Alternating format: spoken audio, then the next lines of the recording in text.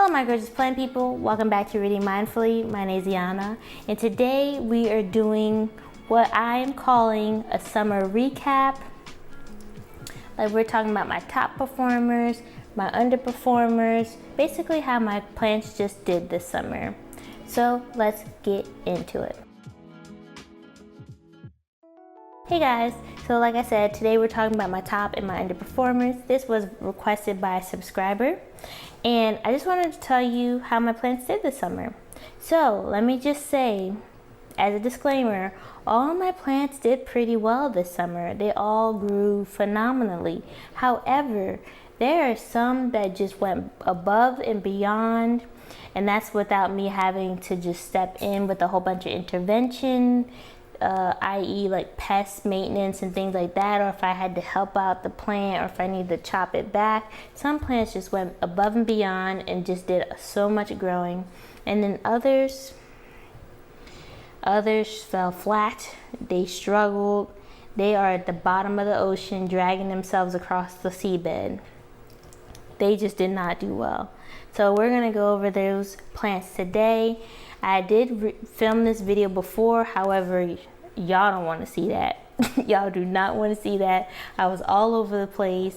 So we're trying to be a little bit more organized, and instead of me dragging all the plants here, because some of these plants are heavy and big, I'm just going to insert pictures so that way you can see what the plants look like. I'm also going to categorize the plants, so hopefully it'll make this a little bit more organized, so that way we can do this in the best manner possible. So my first set of plants I'm going to talk about is, of course, the Aglaonemas. Now, we all know how I am with Aglaonemas. We know which ones do the best for me. Those are the ones that are in 10-inch or more.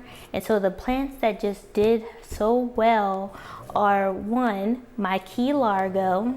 This is just a beautiful plant. I got it from Ill Exotics, and it is just the most beautiful plant ever. It kind of gives me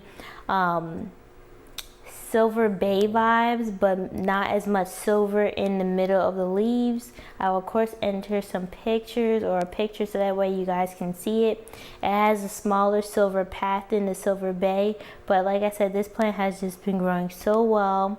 I have yet to repot it, so all of my big Aglaonemas I still need to repot. And I do need to get pots that are about 12-14 inches, because some of them are 10 to 12, and I know they are root bound already. I just know. The next Aglaonema that did well is my Aglaonema Calypso. I did move that one to my bedroom, and I posted a picture of that one on Instagram. That picture, that plant is just making that corner look so lush and full. It is just a massive plant. I don't believe it was that big when I first got it. I think a lot of that growth has just been like coming on. But that is just such a beautiful plant. There is lime green in the leaves, there's speckling, there's silver. And then of course when you come to the stems, it has like a zebra-like speckled spotted leopard pattern, and it's just one of the most beautiful Aglaonemas that I own. And the third one that did well is my Aglaonema Silverado. I got that one from my mom for her birthday, and I just remember hunting that plant down and wanting to know what it was. But that plant is just full on silver. It has different variations of silver, which makes it very beautiful. And that one's also been growing, maybe not as well as the first two, but it's still equally beautiful. And I have been moving that one around from spot to spot, trying to figure out where I want it to go, because it is quite wide. But even with moving it, I haven't been losing a ton of leaves, which is good, because there are some plants that when you move, they just freak out, and these are plants that I have been moving and they haven't been dropping leaves, so that is good. For underperformer for my Aglaonema, I would say that the underperformer would be just the chocolate Aglaonema that I'm propagating, and only because it's taking a long time for the roots to develop. And so I think that's the one that has underperformed the most in my collection. You can see in my transformation video, the last one where I cut off yellow bits, those were doing okay, but since I've cut off the yellow bits and the crispy bits, they look so much better. So those have been doing well. I would just say that that one has done not so well, but that's just because it's not growing roots. As far as Monstera, I'm going to say, well, the one that did really well, I'm just going to put Raphidophora in here as well, was my Tetrasperma. As you guys know, if you saw my transformations when I staked my plants and I propagated, I cut that one all the way back because it was just growing and growing, and I had propagated already 4 times. And the way that it was just so top heavy and then getting kind of it was getting like what's the word, sparse at the bottom, so it was like really weighing it down. It actually had fallen over before I made that video because it was growing up towards the ceiling. It actually touched the ceiling and then it just completely fell over one day, so that's when I just decided to chop it all the way back. But the Tetrasperma grows so fast for me. It grows so well. The leaves mature very quickly and start to develop little like fenestrations on the spine, and it is just a very easy going plant. The next Monstera that did well would be my Monstera Stanleyana. I don't know why I don't show this plant off more, but this plant is just one of my ride or die plants. It grows whether I water it, whether I overwater it. It's just always growing. If I do underwater it, the leaves do curl in, kind of like prayer plants and other plants like that. They just kind of like curl in, and then that's what I do. I need to give it a really thorough drink, and then they flatten back out, kind of like Syndapsis. But this plant, I put it under my Sandy light, and when I noticed when I put it under my Sandy light, I get the most interesting variegation on this plant. When I first started, the leaves were smooth to the touch and just had like very like speckled variegation. And then when I noticed when I put it under my Sandy light, the leaf shape changed as well as the texture. The texture came out more bumpy, kind of like the domino peace lily, and the variegation came out more sectoral. And so the leaf variegation has changed since putting more light. I could actually put that one outside, to be honest, and it would grow really well. I might do that actually. But I remember when I had this plant before, I would have it climb up, but I'm actually liking the way that it is trailing. It is looking so beautiful. The leaves still grow well trailing. What I would say is that this plant definitely needs light, whether it's variegation or whether it's variegated or green. If you don't give the plant enough light, it will start to shoot out runners with these tiny little leaves. So if you start to get runners with tiny little leaves, you need to bump up the light. But that has been one of the ride or die plants of the summer, and so that's why I put in this category.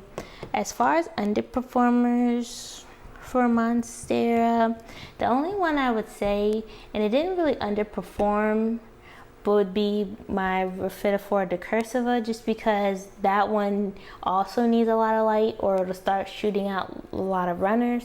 So to combat that, I did try to put a Growlight on it, and it seems to be doing pretty well. That one I also have to propagate all the time just to get the kind of shape that I'm looking for. Why I put it under underperformer is because I was hoping to get more mature leaves by now at this point, since it has gotten so big. It just hasn't matured, and I thought it would by now, so that would be the reason why I put it in the underperformer. And as well as it takes a long time to grow. It's not really one of my fast growers, and I have to propagate it a lot just to get the shape that I want. So that's why I put it in underperformer for that category. Moving on to my ferns. Y'all, my ferns have been either taken off, or they've been in the middle, or they just died back. Like my ferns have been all over the place, but they still look so beautiful, especially if you watch my transformation when I chopped off the bits. The top ferns in my collection are one, my asparagus fern, and I will have to put in a picture or something. Like that plant has just gotten wide, and I put a picture on it on Instagram, and so you guys will be able to see what it looks like. But I was really trying to keep this plant petite for the longest time, and I just kept getting these like really broad fronds that just like spread out like an eagle, and it just puts out this long shoot and then it grows like a really broad frond, and I never seen that before. A lot of asparagus ferns I see, they just keep them so petite and small, and I just realized that my fern's not gonna grow like that. It's gonna be a woolly mammoth mess, and that's just what I've come to realize. I am kind of liking the way that it is growing and shaping, and yeah, I don't know, I keep looking over there because that's where it is, but it's just a hot mess, but it looks really good. It makes my apartment look a little bit more jungly. One thing is that you do have to watch out for the thorns, because one day they're not there and then the next day you're just like, what stabbed me? So that's one thing about that plant. The next fern that did really well is my bird's nest fern, which I just showed in my top 5, and that plant is just, it's a trooper. It's my ride or die plant. It grows regardless whether I overwater it, I underwater it. I don't tend to overwater it too much just because it loves a lot of water, but sometimes I do underwater it, and it does get like a little bit of browning on the edges, but you really can't see that because they're on the outer lower leaves, and so the top leaves are just so beautiful, glossy. I love the ruffling and just the shiny glossy leaves. I don't shine this plant, they just grow in shiny, which just makes it even more interesting and beautiful. As well as this last frond that I got kind of looks like a mermaid's tail, which makes the plant even more quirky and interesting. But yeah, that would just be one of my top performers for sure. It has just grown regardless of, you know, where I've been, my care, and I just really been enjoying it. My underperformer for ferns would be my maiden fern, my maidenhair fern, and I had chopped that plant all the way back, so it is currently growing back, but I did that in my last video, and we'll see, it is starting to grow back. But that fern is just, I mean, part of it's my fault because it was behind my blind, so I wasn't keeping up on the water, but that plant needs a lot of water, a lot of water. And the thing that I didn't know about maidenhair ferns is that there's actually a lot of varieties of different maidenhair ferns. There are some maidenhair ferns that are easier to take care of than others, but yeah, the one that I got is a little bit tricky. I wish I would have gotten just a regular maidenhair fern. I think the version I got is like the Luthii, if I'm not mistaken, which that one is a little bit more tricky, but it's turning back around. So that would be my underperformer for ferns. For prayer plants, this is so hard because all of my prayer plants have been doing so well. But the top performer for my prayer plants would be my Orbifolia. I also just showed this in my top 5, but that plant is just growing all on its own. It's doing so well, and it is just turning out to be a really gorgeous plant. Even though it does have some crispy bits, it is the most beautiful, one of the most beautiful plants in my collection, and I just love it. I love it to death. And combining it with the other one was a good idea because having 2 of those things, no. If you get an Orbifolia, you only need 1 because that plant gets massive. So I'm glad I combined them just to have 1 plant, because having 2 is just is a no-go. The next one, man, there's so many good ones of my prayer plants, but the next one I would say is my jungle velvet, which that one is a beautiful plant. The only thing that you just have to get the moisture right on that plant, but other than that, it's an easygoing one. It has the most beautiful leaves, the most beautiful texture. It is so velvety and smooth, and it has just been growing really well. That one, I did have a little bit of a learning curve with that one, just because I had moved it a couple times. It really does like being in a lower lighting setting compared to the other ones, and I think it's because it's more velvety, it's a little bit furrier, and it's darker. So the darker ones, especially with the purple backings, like to be in darker places. So I had to kind of maneuver this one around just to see where it liked it, because for a long time the leaves were curled, and that was because I had it in a spot where it was too much light. Even though I thought it was low light, it wasn't low enough.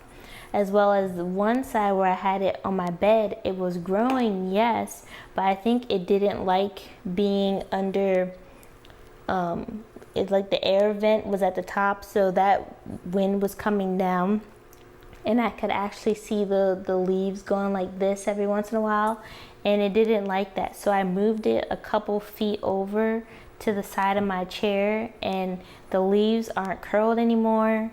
They're not having weird discoloration, so I think that's the place where it really likes it and appreciates it. And so that's why I've been keeping, if you see on my pictures, I'll take a picture, I've been keeping my furrier, more velvety prayer plants in that section, and they've been really enjoying that. So that one has been doing really well. And then I would say that's pretty good for top performers. Of course, there's my lemon lime that has been growing really well, and then my red Maranta, even though I just propagated that one also has been doing really well. My underperformers for prayer plants would be my rattlesnake calathea, although now that I moved it in a little bit more light, I've been messing with the light, and so it's like on the side of my Sansevieria light, it's put out a new shoot. So that's the only one that I think is an underperformer, and only because it's taken me so long to try to figure out what kind of lighting it needs, and it just didn't do anything but crisp up on the edges. But that one would be the only underperformer that I have for prayer plants. And yeah, moving on to philodendrons. The philodendron that has been just doing the most is my Burl Marks. That one has just grown like a woolly mammoth. It's grown so wild that I think I'm just gonna chop it to make it more bushy, because it just looks crazy. It looks crazy. Like it grew, but it looks crazy. I need to bring it back, come back to a place where it looks good. So I'm just gonna chop that one and start over. The next one that looks really good is my variegated Burl Marks. So that one is more compact, and that's because I put it outside early this summer, and so it's gotten so much variegation. The leaves are a nice size, and that's all because it's been getting so much light. Even the greener side has been growing really well, and it's very like put together, and that's what I want my green version to look like. The next philodendron that has been doing really well is my Ring of Fire. My Ring of Fire has put out like 5 leaves this summer. It is ridiculous how much that plant has grown. It's to the point where now I need to stake it, which I will be doing soon, just so I can have some support to grow up, because it is going like it's growing like a crawler. So I want it to grow up so it can be more supported. I did just repot that one, if you watched that video, because I was just watering it every day. That's how much it was growing and drinking water and drying out. But yeah, that one has been doing really well. It has been putting out the most beautiful leaves because of the sun. It's put out this like all orangey coral leaf, and I'm just loving it. Now it's putting out a wonky leaf, so I'm waiting to see what happens with that. But those would be the top performers for my philodendrons.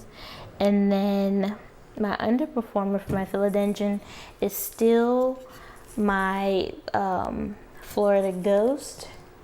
As you can see, it has 2 leaves. I mean, that's one more leaf than it had before, but as you can still see, it's still browning a little bit here, but at least it's holding on to the leaf. It's not really doing much right now. The next time I do water it, I will go ahead and fertilize it to see if that will stimulate some growth.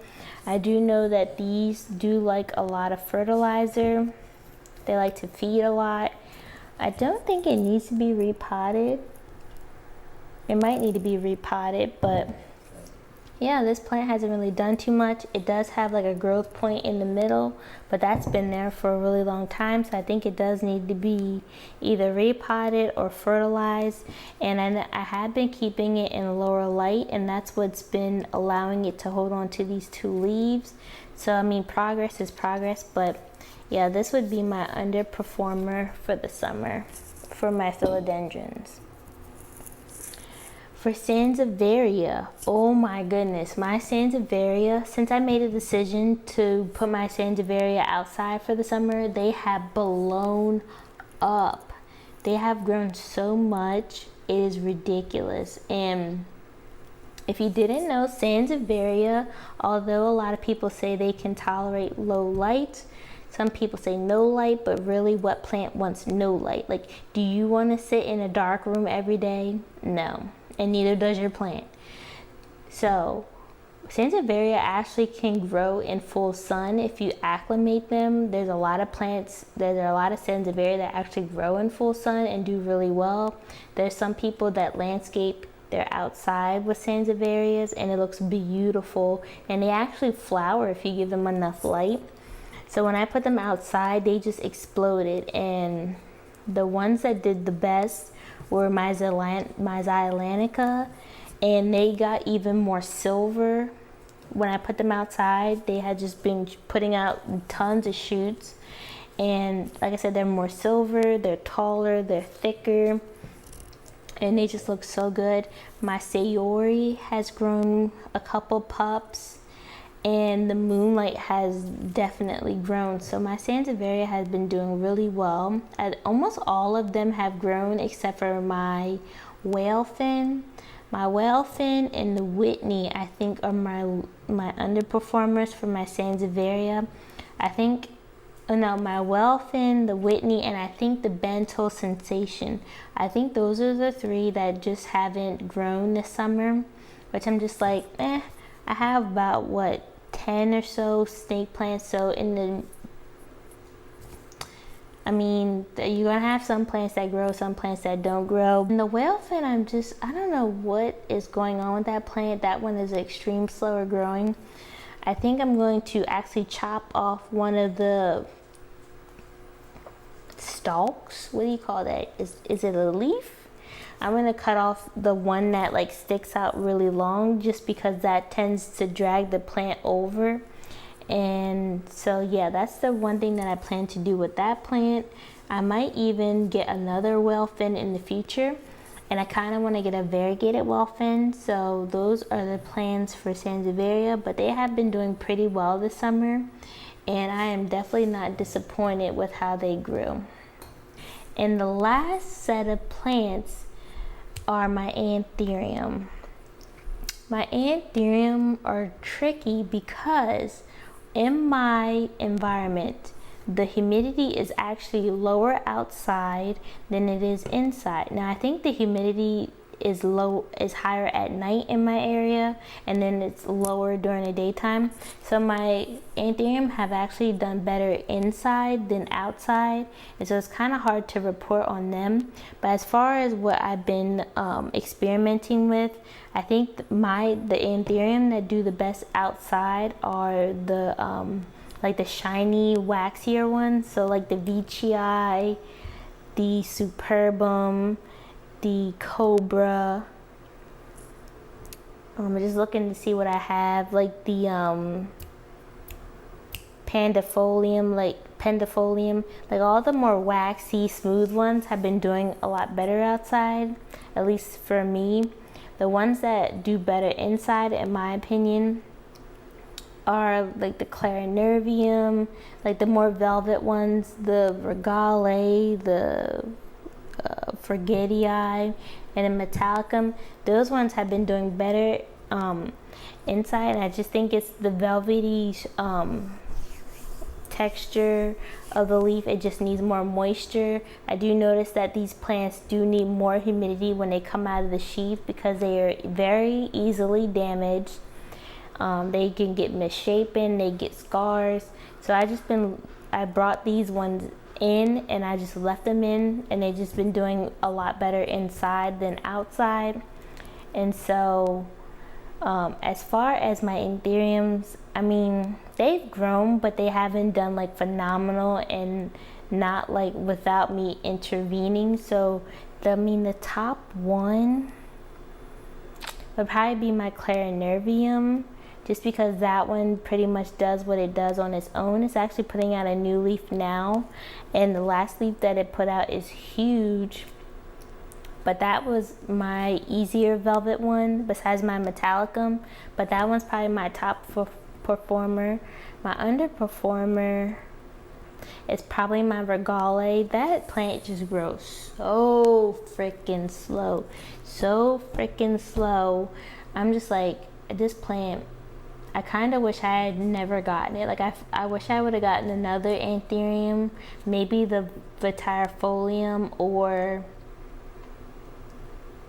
maybe tried the Queen Anthurium again. But the Regale is just really not my cup of tea. It grows super slow. It takes forever for it to have a leaf to come out. If I don't water it in time, the leaf develops this like curved shape instead of be flattening out like the rest of them. And it also has a lot of speckling that you can see because I haven't watered it consistently. So there's so much that I have to maintain with that plant. I have to keep up on the watering a lot. I have to keep up on the lighting, or else it comes with this very elongated petiole. But I would definitely say that's my underperformer for my Anthuriums. But you guys also know that Anthuriums aren't really my strong suit. So yeah, those are all my plants, all my top performers, all my underperformers. That's how they've done this year, whether they were outside or inside. Most of them were outside. And they did really well. Like I said, most of my plants did grow really well, even though I had to chop a lot back. But that's what you do when you maintain a houseplant collection. So if you guys, please comment down below what your under and top performers were. I'm very interested to know. Maybe we have the same ones, maybe we have different ones. Let's start a discussion. But as always, I just want to thank you guys so much for liking, subscribing, and watching my videos. And I will see you in the next one. Bye.